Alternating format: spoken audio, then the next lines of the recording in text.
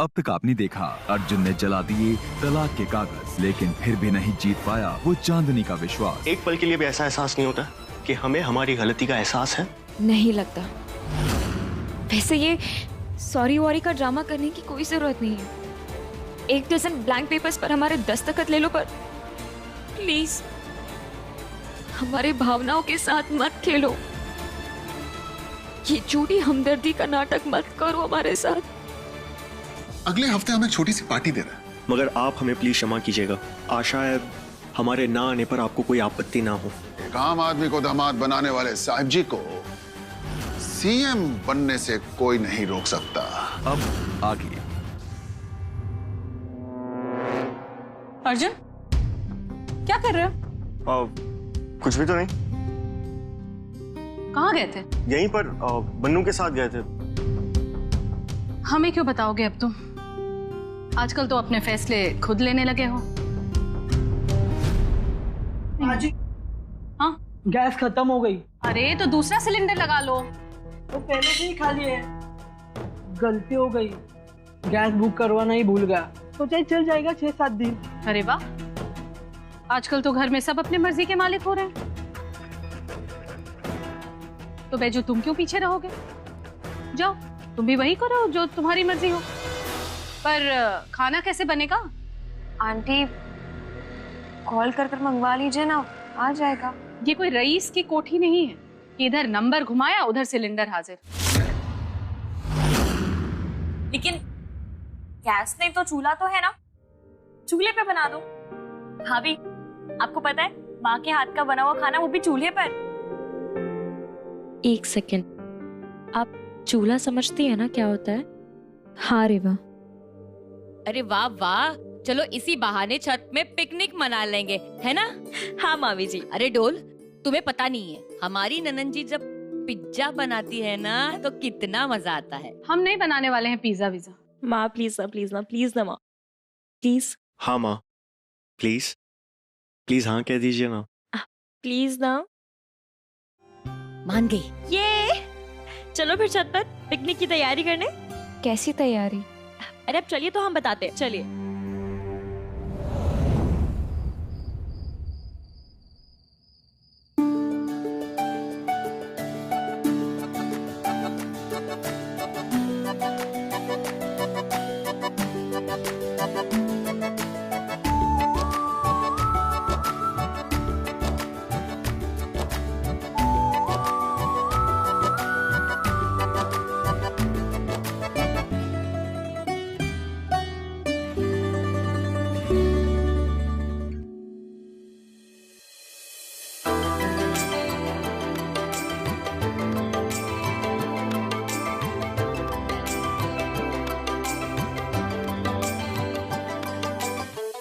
का भैया, हमको लगता है तुमको अब तक माफ नहीं किया भाभी जी ने। हाँ,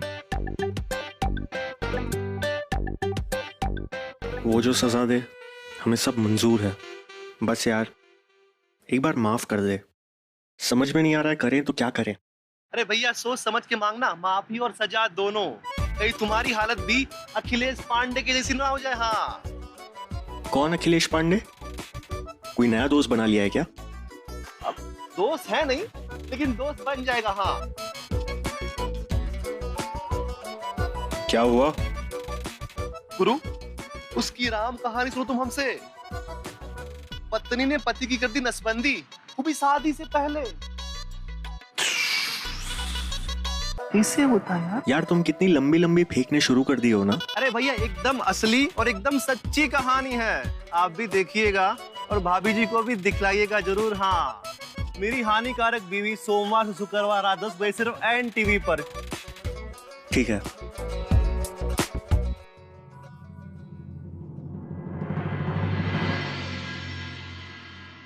अरे भैया हम रेडियो लेके आए हैं, कुछ गाना वाना हो जाए।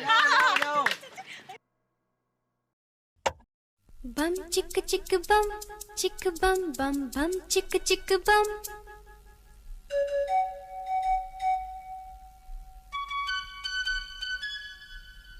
एक दूसरे से करते हैं प्यार हम, एक दूसरे के बेकरार हम, एक दूसरे से करते हैं प्यार हम, एक दूसरे के लिए बेकरार हम, एक दूसरे के वास्ते मरना पड़े तो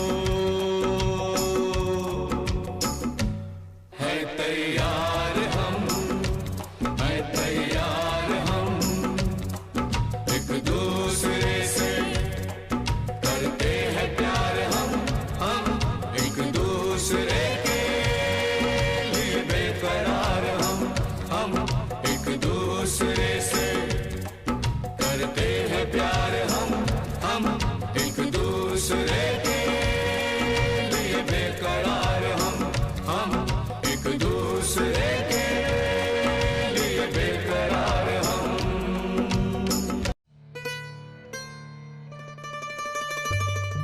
माँ, मैं सबसे पहले मैं सबसे छोटी हूँ ना।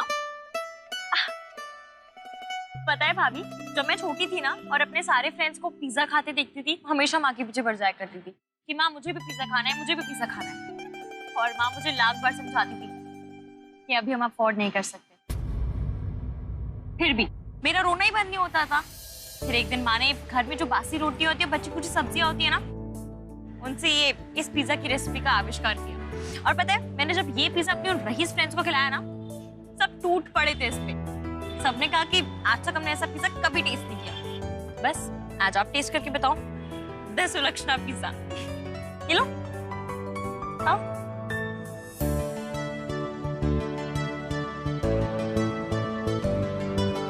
मजा आया ना?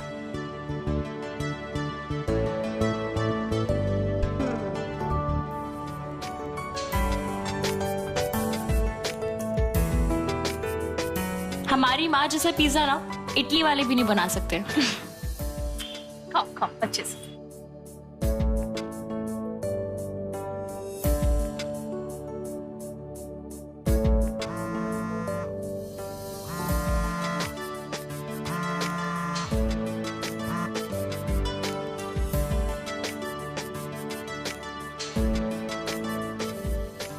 हमने उसे इतने प्यार से बुलाया पर वो मना करके चला गया।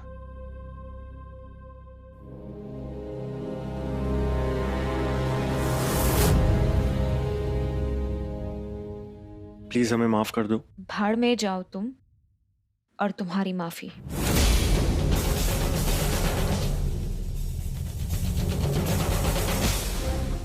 क्या हुआ? अब तक तो तुम्हारा मूड ठीक था, अब अचानक तुम्हारा मूड खराब हो गया। तुम आज पापा से मिलने गए थे? हाँ, हम तुम्हें बताने ही वाले थे, वो तो पिज्जा का प्लान बन गया। उन्होंने ना सिर्फ तुम्हें पर पूरे परिवार को पार्टी के लिए इनवाइट किया और तुम मना करके आ गए।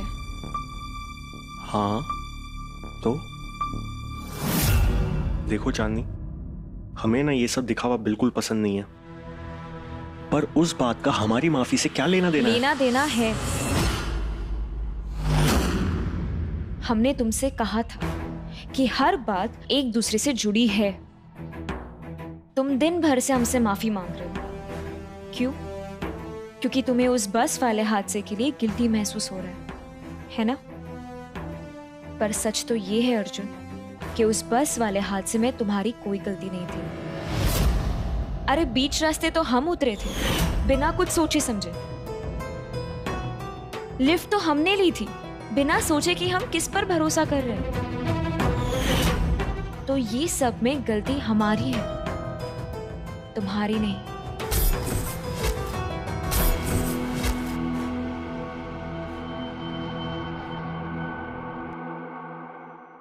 जानना चाहते हो तुम्हारी गलती क्या है?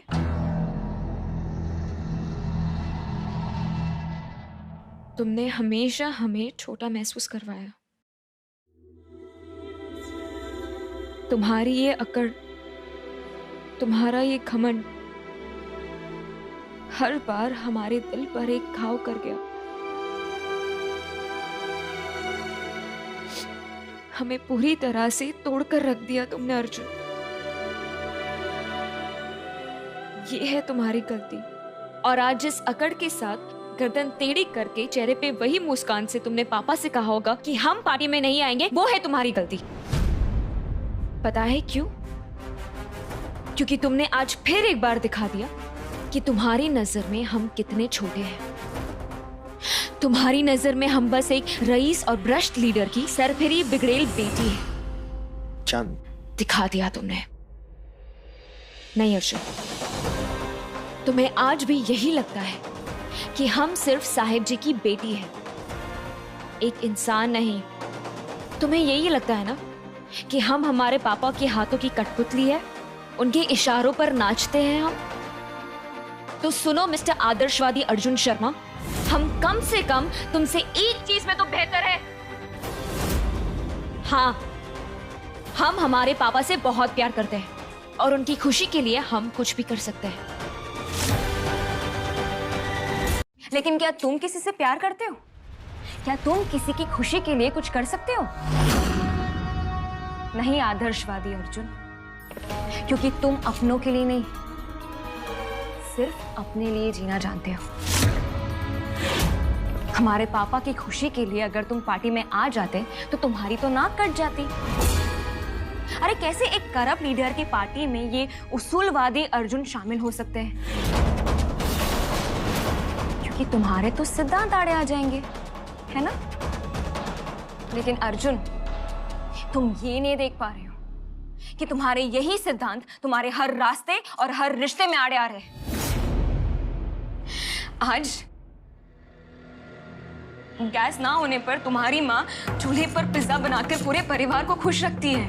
वो भले हमें नापसंद करती हो, पर हमें दवाई देने में वो कभी नहीं झुकती। और तुम क्या करते हो उनके लिए? हाँ, नौकरी लगते ही शुरू सिद्धांतों की लड़ाई। पूरी दुनिया बेईमान, सिर्फ ये अर्जुन शर्मा ईमानदार। छोड़ दी नौकरी और बैठ गए घर।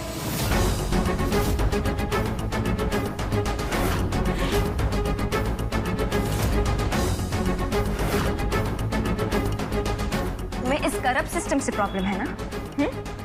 तो खड़े रहो इस सिस्टम में, हिस्सा बनो इसका, लड़ो, बदलो इस सिस्टम को। कभी की है कोशिश? बिल्कुल नहीं। पता है क्यों? क्योंकि तुम सिद्धांतवादी नहीं, पलायनवादी हो। सिर्फ अपनी जिम्मेदारियों से भागना जानते हो। गटर साफ करने के लिए ना गटर में उतरना पड़ता है। सिर्फ स्वच्छता के जुमलेबाजी से करप्शन के गटर साफ नहीं होते। पर सच तो ये है कि तुम एक घमंडी, अहंकारी और डरपोक इंसान हो, जो जिंदगी के चैलेंज से लड़ना नहीं, सिर्फ दूर भागना जानता है। अरे तुम्हें कभी नजर नहीं आता कि तुम्हें लेकर तुम्हारे माँ बाप की आंखों में, तुम्हारी बहन की आंखों में, तुम्हारे पूरे परिवार की आंखों में तुम्हारे लिए कितनी उम्मीदें हैं? और तुम क्या देते हो बदले में? सिर्फ एक नया इस्तीफा।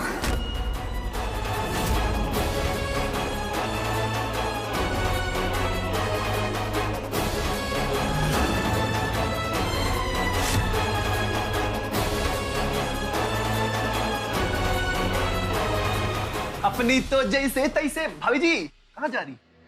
मनु भैया प्लीज, हम अकेला रहना चाहते हैं, हमें जाने दीजिए। अरे लेकिन सुनिए तो,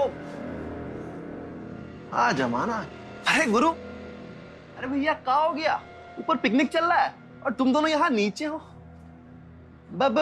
सुलह चल रहा है कि फिर कोई नए कलह की तैयारी? हो गया, अब अकेले छोड़ दो हमें। No response.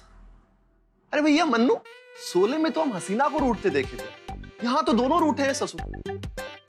कहीं कोई नए जंग का ऐलान तो नहीं कर दिया ना बे दोनों?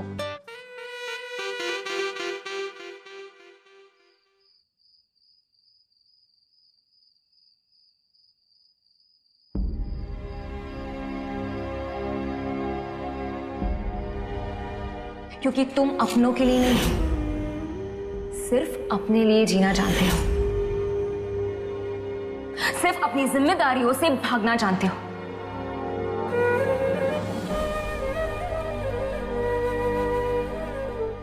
नौकरी लगते ही शुरू सिद्धांतों की लड़ाई। पूरी दुनिया बेईमान, सिर्फ ये अर्जुन शर्मा ईमानदार। छोड़ दी नौकरी और बैठ गए घर। पानी इंसान की बेसिक जरूरत है और आप पीने के पानी के मशीन में घोटाला करने की सोच रहे हैं।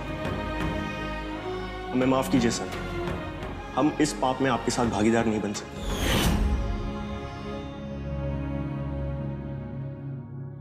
अरे तुम्हें कभी नजर नहीं आता कि तुम्हें लेकर तुम्हारे माँ बाप की आंखों में, तुम्हारी बहन की आंखों में, तुम्हारे पूरे परिवार की आंखों में तुम्हारे लिए कितनी उम्मीदें हैं।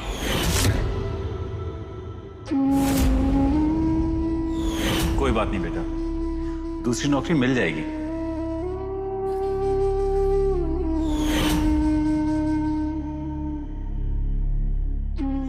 देवा, बेटा अर्जुन अब MBA हो चुका है, कल को उसको अच्छी नौकरी भी मिलेगी। उसके पास एक अच्छा सा मोबाइल फोन तो होना चाहिए ना।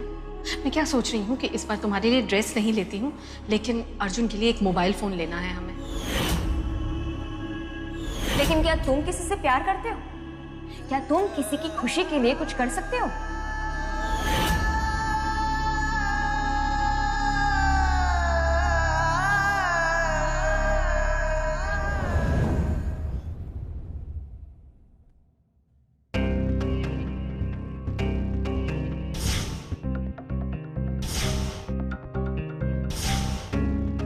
आज का पेपर देना।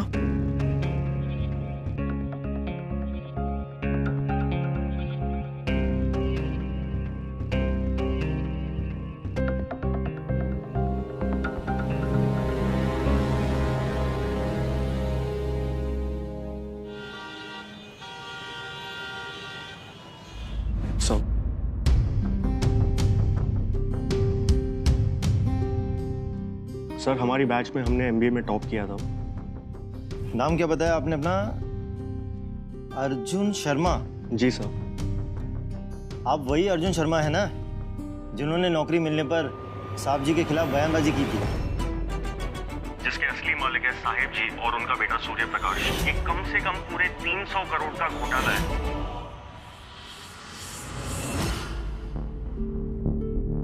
भाभी, आप रात को सोए नहीं क्या? सब ठीक है?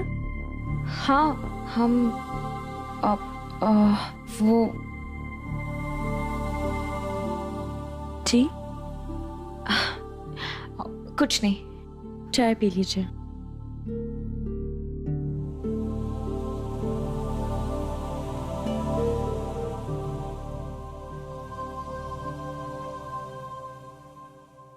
कल रात हमने अर्जुन से कुछ ज्यादा तो नहीं कह दिया? पता नहीं कहाँ होगा, क्या सोच रहा होगा, क्या फील कर रहा होगा। चांदनी, तुम भी ना।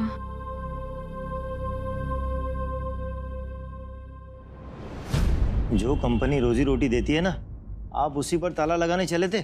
नहीं सर, ऐसी बात नहीं है, तब बात कुछ और थी। अच्छा, तो पहले ईमानदारी का नाटक और नौकरी मिलने पर लाखों का गबन। सर बाद में सबको पता चल गया था कि हम बेकसूर हैं। इससे पहले भी आपने ईमानदारी की दुहाई देकर हर नौकरी 5 दिन में छोड़ी है। अरे भैया, मैं तो क्या, कानपुर की कोई भी कंपनी आपको नौकरी नहीं दे सकती। सर प्लीज सर, एक दफा हमारी बात तो सुनिए सर। सर, तब हम सचमुच में ना समझते, लेकिन अब हम समझते हैं कि सिर्फ आवाज ऊंची करने से समस्या का समाधान नहीं होता।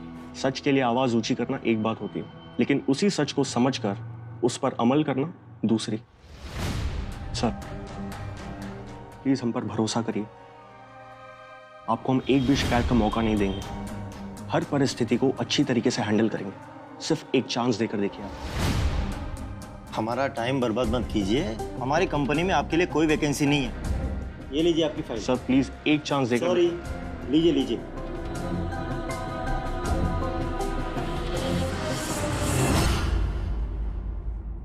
एक सेकंड। वैसे आप साहब जी के दामाद हैं ना? अरे तो फिर आपको नौकरी करने की जरूरत क्या है भाई? सर, हम साहिब जी के दामाद हैं। शायद इसीलिए हमें यह महसूस हुआ कि हमारे लिए नौकरी पर रहना कितना जरूरी है।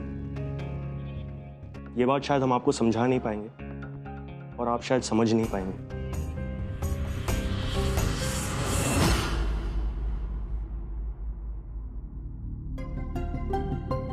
ये कैसी दुविधा में फंस गए हम। हमें अर्जुन से बात करनी चाहिए। बात करेंगे लेकिन कहेंगे क्या?